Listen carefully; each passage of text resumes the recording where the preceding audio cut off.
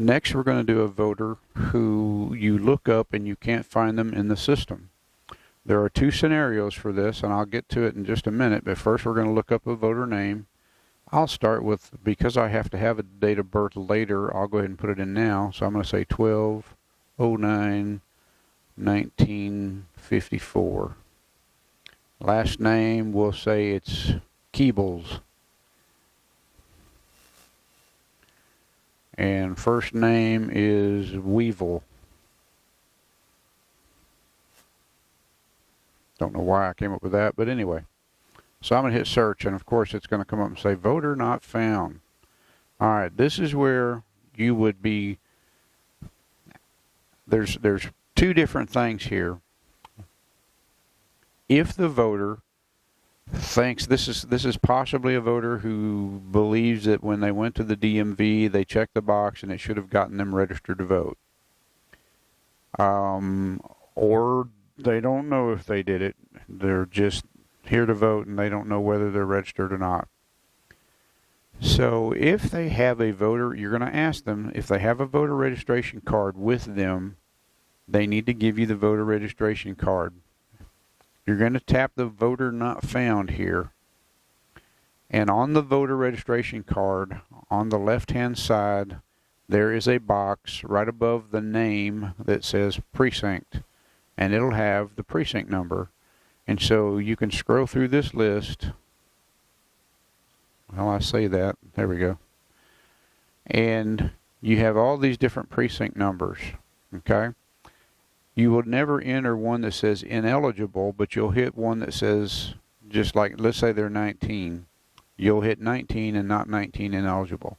So we're going to give them a precinct 19. I'm going to hit select. And it asks you, does the voter have their voter registration certificate? We're going to say yes for this first one. Okay? If the answer is yes, it will let us enter the VUID number from the voter registration card. So I'm just going to make one up. 1, 2, 3, 2, 3, 4, 3, 3, 3, 3.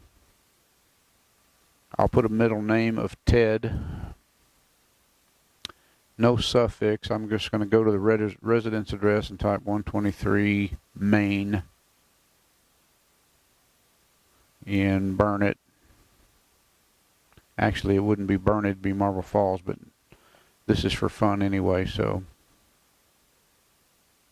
since it was precinct 19, TX78611. Okay, so I've put in all the information. I'm going to hit OK. Now it's asking me, are the name and the address correct? Of course, we don't pay for too close attention to the address, but we do want to know if the name's correct. So this is the name. We look at the driver's license. Does that match? If it matches, we're going to hit yes. Did they provide an acceptable photo ID? We'll hit yes because we tried to look them up with the driver's license. And it asks for a signature. So we're going to have them verify the information and then sign it. And we hit continue. And this will give this voter a regular ballot. This is only, though, only if the voter has their voter card with them. Okay? So they get to vote a regular ballot if they brought their card. Even if we can't find them in the system, they get to vote a regular ballot if they brought their card along with their driver's license, of course, or whatever photo ID they brought. So we'll go look another one up and make sure it's not going to be found.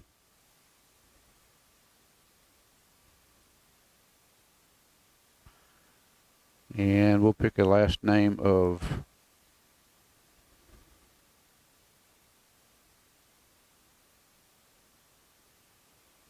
I'm making up names now.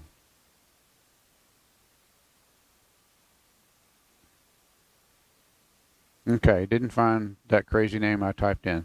So I'm going to hit voter not found.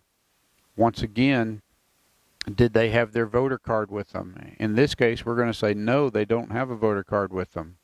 What you're going to do is you're going to call our office. If they don't have a card, you're going to call our office. And we're going to look that voter up. And based on where their address is, because you'll have their driver's license in your hand probably. You're going to give us the address of the voter. We're going to figure out where they live and what precinct they're in. And so let's just say this one is a precinct 11. We'll select that. Now it says, does the voter have their voter registration certificate? This voter does not have a registration certificate. Matter of fact, this voter is not even registered. They think they are. They might have thought they did a DPS registration, but they're not registered.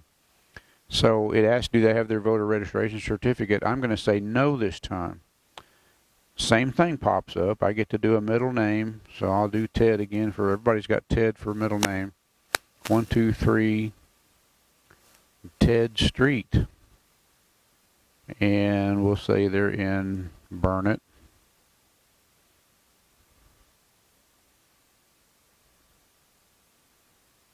Texas 78611.